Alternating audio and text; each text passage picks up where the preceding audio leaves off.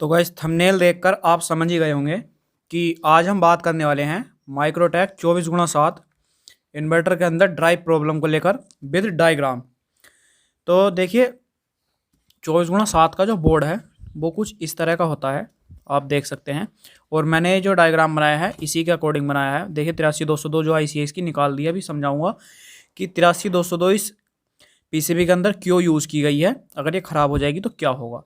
तो देखिए सबसे पहले तो मैं एक बात बता दूं, अगर आप पूरी वीडियो को कंप्लीट वॉच करते हैं और ध्यान से देखते हैं तो मुझे नहीं लगता कि आप इस पीसीबी के अंदर ड्राइव के अंदर फंसेंगे, क्योंकि मैं इसके अंदर एक एक पॉइंट के बारे में बात करने वाला हूं। और मेरा ना ही कोई ऐसा मकसद है कि अगर आपकी समझ में ना आए तो मैं यूट्यूब छोड़ दूंगा, ये है वो है। बिल्कुल ऐसा कुछ नहीं है। अगर समझने की कोशिश करेंगे तो 100% समझ में नहीं आएगा। अगर आप समझने की कोशिश नहीं करेंगे तो समझ में नहीं आएगा। आपसे बस एक ही गुजारिश है कि आप वीडियो को कंप्लीट वॉच करना, और वीडियो को अच्छी लगे तो वीडियो को लाइक कर देना, क्योंकि डायग्राम बनाने में बहुत मेहनत लगती है। अब देखिए सबसे पहले समझते हैं कि इसकी ड्राइव प्रॉब्लम होती क्या है। तो देखिए इस पीसीबी के अंदर जो अधिकतर केसों में देखा गया है वो है कि पीसीबी के हमारे मोसफेट शॉर्ट हो जाते हैं और आउटपुट निकलनी जो है वो बंद हो जाती है, फ्यूज हमारे उड़ जाते हैं। तो सबसे पहले ऐसी सिचुएशन में हम क्या करेंगे, इसके मोसफेट को हमें निकाल देना है और मोसफेट को चेंज करना है। साथ ही साथ इसकी जो ड्राइवर आईसी है 83202 इसका नंबर है, इसकी जगह आप 4082 भी लगा सकते हैं, उसे चेंज कर देना है। इसका जो इक्विवेलेंट है वो 4082 है। और इसके जो गेट पर लगी हुई हमारी रेजिस्टेंस है ये 4.7 ओम की है, इन्हें आपको रिप्लेस कर देना है। और इन्हें जिनर डायोड को जो चारों चैनल पर इसके लगे हुए हैं इन्हें चेक कर देना है, प्रॉब्लम बिल्कुल सोल्व हो जाएगी। लेकिन अगर इससे भी प्रॉब्लम सोल्व हमारी नहीं होती है तो क्या करना है, वही इस वीडियो में बात करने वाले हैं। तो देखिए सबसे पहले डायग्राम को समझने की कोशिश करते हैं। एक बार जो है आप इसका स्क्रीनशॉट ले सकते हैं, क्योंकि बहुत से भाई हमें कमेंट करते हैं कि आप स्क्रीनशॉट लेने का समय नहीं देते, तो आप स्क्रीनशॉट ले सकते हैं। देखिए अब देखिए बात करते हैं। सबसे पहले देखिए हमारी ड्राइव जो निकलती है वो इसकी माइक्रो कंट्रोल लगी हुई है यहाँ पर, यहाँ इसकी माइक्रो कंट्रोल लगी हुई है 20 पिन की। अब देखिए इसकी जो ड्राइव निकली है वो हमारी 7, 8, 19, 20। मैं थोड़ा फोकस करता हूँ। पिन नंबर 7, 8 और 19, 20 यहाँ से निकली है। देखिए थोड़ा मैं, अब शायद आपको ठीक नज़र आ रहा होगा। पिन नंबर 7, 8 और 19, 20 से इसकी ड्राइव निकली है। ड्राइव निकलने के बाद इसकी 83202 आईसी पर गई है, जो कि एक ड्राइवर आईसी है। ड्राइवर आईसी ने हमारे वोल्टेज को बूस्ट किया है और फिर चारों चैनल पर हमारी ड्राइव पहुंच गई है। अब देखिए कैसे कैसे पहुंची है उसके बारे में बात करते हैं।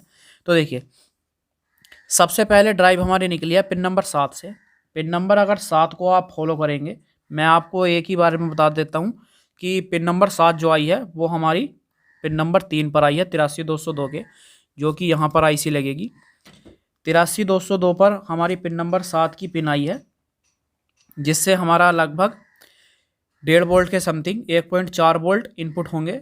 आप देख सकते हैं यहाँ पर, ये देखिए। और R74 की लोकेशन पर एक रेजिस्टेंस लगी हुई है, जो कि बोर्ड में अगर आप देखें तो यहाँ पर है।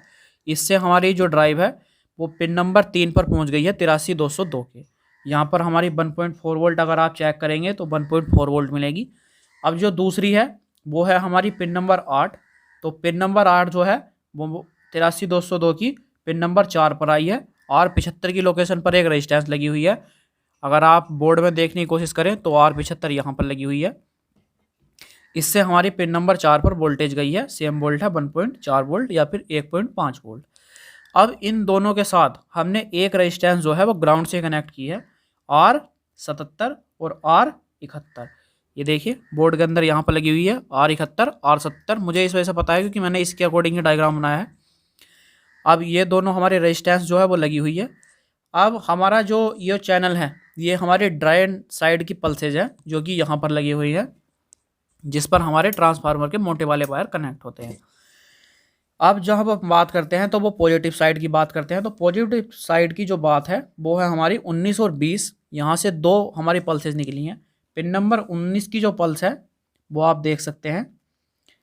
पिन नंबर 19 की पल्स जो गई हैं वो है पिन नंबर 7 पर। R78 की लोकेशन पर रेजिस्टेंस लगी हुई है।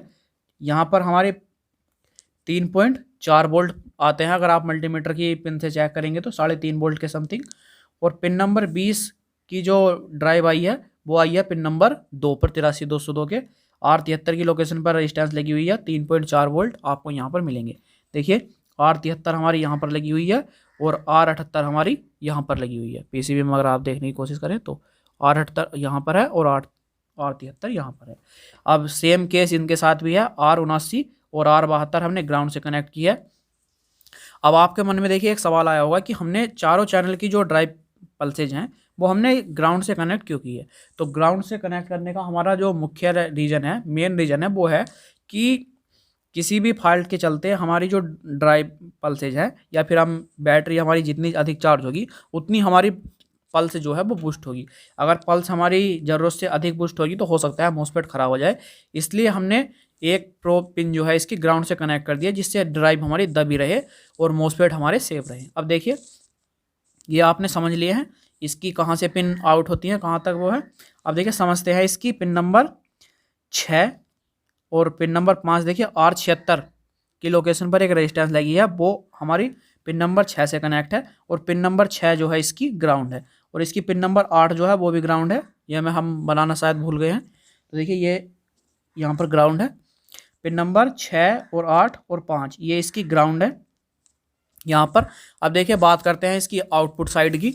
तो आउटपुट साइड में हमारी जो इसकी पल्सेस निकाली हैं वो हमारी निकली है पिन नंबर देखिए 10 और 16 जो है इसकी वो हमारी पॉजिटिव साइड की पल्स है।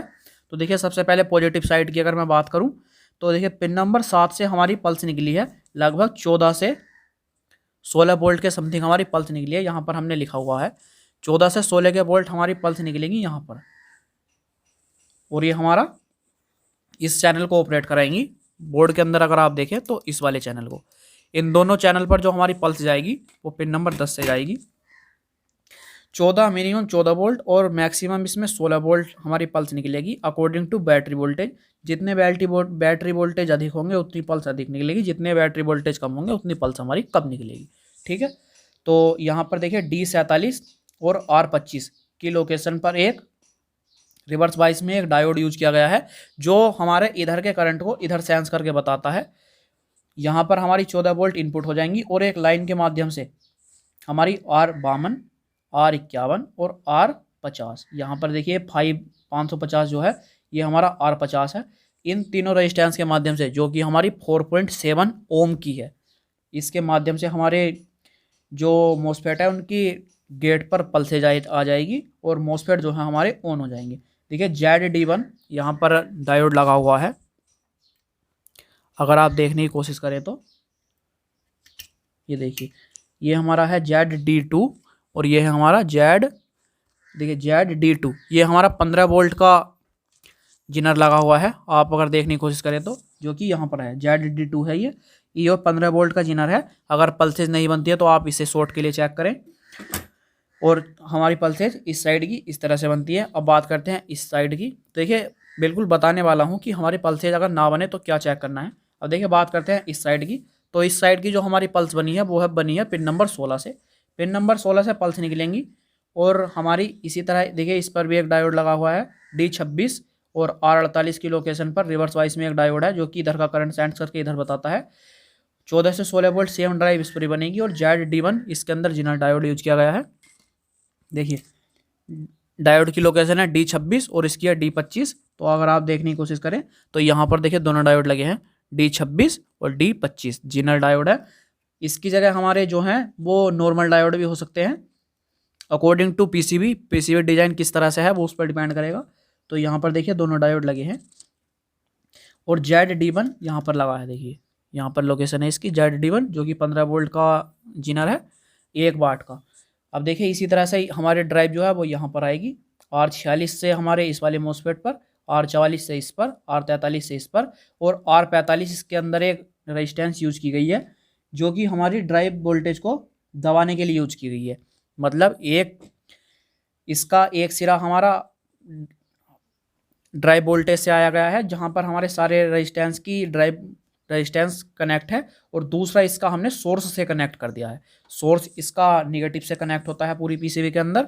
निगेटिव से हमारा कनेक्ट करने का मेन रीजन यही है जो अभी आपको बताया था कि अगर हमारी ड्राइव अधिक बनेगी तो उसे ये जितनी भी अधिक बनेगी उसे ये ग्राउंड से कनेक्ट कर देगा और ड्राइव जो है हमारी बैलेंस रहेगी। देखिए पीसीबी के अंदर जो है वो R45 यहाँ पर लगी हुई है, ये देखिए R45 जो हमने इसके सोर्स से कनेक्ट कर दी है। इस तरह से देखिए इसके अंदर ड्राइव बनेगी हमारी पॉजिटिव साइड के अंदर। अब देखिए बात करते हैं हम ड्रेन साइड की। तो देखिए ड्रेन साइड की हमारी जो ड्राइव बनी है वो बनी है पिन नंबर 13 से। ये देखिए पिन नंबर 14 और पिन नंबर 13, अगर आप देखने की कोशिश करें तो पिन नंबर 13 से। सबसे पहले बात करते हैं पिन नंबर 14 की। तो देखिए पिन नंबर 14 से हमारे लगभग 2.5 से 3 वोल्ट के, 2.5 से 3.5 वोल्ट के समथिंग ड्राइव निकलेगी 14 से। यहाँ से हमारी ड्राइव निकलेगी और वो सीधी होती हुई हमारे R85 और D27 की लोकेशन पर जिनर डायोड और डायोड यूज किए गए हैं। देखिए जिनर डायोड की वैल्यू हमारी लोकेशन है और वो D27। तो देखिए D27 हमारा यहाँ पे यूज किया गया है। अगर आप देखने की कोशिश करें तो यहाँ पर देखिए D27, देखिए थोड़ा फोकस करते हैं,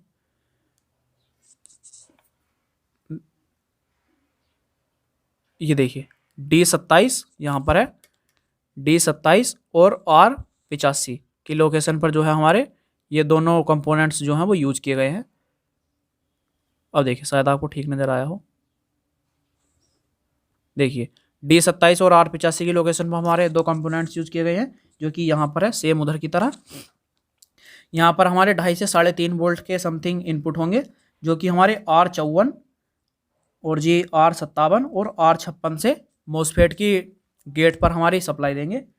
और R57 जो कि एक रेजिस्टेंस है, इसके सोर्स से हमने कनेक्ट की हुई है। ये हमने इस साइड के चैनल की जो ड्राइव है उसे दबाने के लिए यूज किया गया है। अगर मान लीजिए किसी वजह से हमारी ड्राइव पल्सें जो है अधिक बनती हैं तो ये ड्राइव को कम कर देगा, दबा देगा, जिससे कि ड्राइव हमारी बिल्कुल नॉर्मल रहेंगी और मोसफेट हमारे ख़राब नहीं होंगे। सेम इसी तरह से हमने इधर यूज किया गया है। देखिए एक डायोड हमने यहाँ यूज किया गया है, उसकी मैं आपको लोकेशन बताता हूँ। ये देखिए ये डायोड है हमारा ZD3। यहाँ पर इस डायोड की जो वैल्यू है वो है ZD3 और जो इधर वह है वो है ZD4 जो कि पीसीबी के अंदर यहाँ पर लगा है। देखिए ZD4 R63 यहाँ पर लगी हैं दोनों। तो इस तरह से हमारे इस चैनल की ड्राइव को ऑपरेट कराया गया है।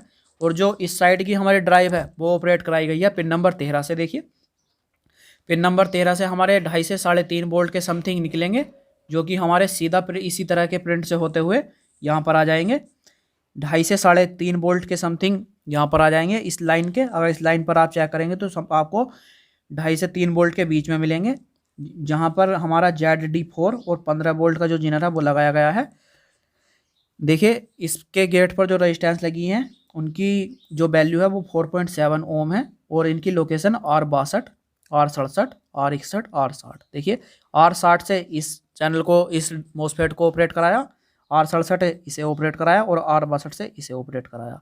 अब देखिए सॉरी, इसे जो है हमने R67 से ऑपरेट कराया और R61 की लोकेशन पर एक हमने रेजिस्टेंस जो है वो इसके सोर्स से और ड्राइव की लाइन के बीच लगा दी, जिससे कि ड्राइव हमारी अधिक ना होने। तो इस तरह से देखिए इसकी ड्राइव को कंप्लीट कराया गया है।